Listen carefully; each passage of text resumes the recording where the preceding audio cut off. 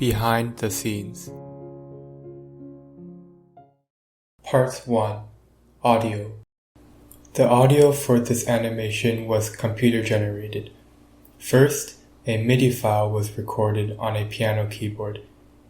This was recorded hand separately to allow separate processing later. A MIDI file stores which notes are pressed at what time and with what strings, which will be used to generate the sound and to drive the animation. We then pass this MIDI file to a computer software synthesizer, which creates this audio.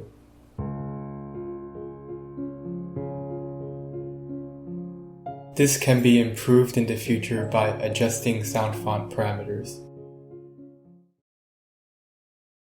Part 2. 3D. The scene was designed and rendered in Blender 3.2. The strings' vibration and glow were controlled by drivers, so animation would be simpler, requiring only one value instead of two to be animated. The grass and orbs were made with Blender's new geometry nodes feature. The orbs also change color based on the mood of the piece, which was manually animated. Part 3. Animation. There are a lot of notes in this piece, and animating everything by hand would take a long time, would be boring, and would result in many mistakes. Instead, we can use Blender's Python API to automatically animate the objects.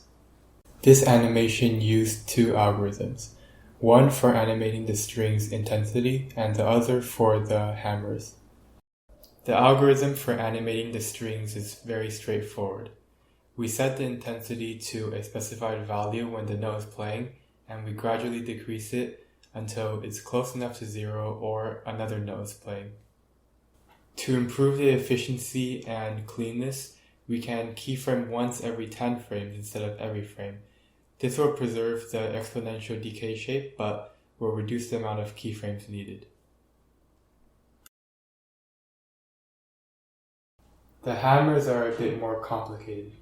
First, let's think of how we should have our hammers move. At the frame of the hit, the hammer should be touching the string, and before and after that, it should be at its resting position. Additionally, we can have the hammer move back a little bit before and after it hits to show preparation and recoil. Also, we can have the hammer move back and forth a bit after the hit before it settles on the resting position. Now we can try duplicating these keyframes for every hit. This works well, but there will be problems if two hits are close enough for the keyframes to overlap. In these cases, we can remove the overlapping bouncing keyframes and the initial rest position keyframe, because the keyframes nearby are close enough to make the motion look fluid.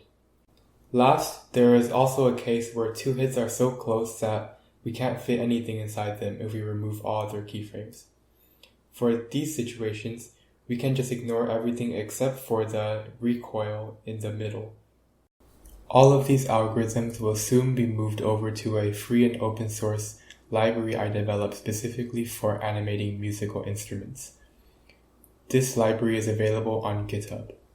Putting all of these together, along with a lot of computer processing for rendering, results in the final animation.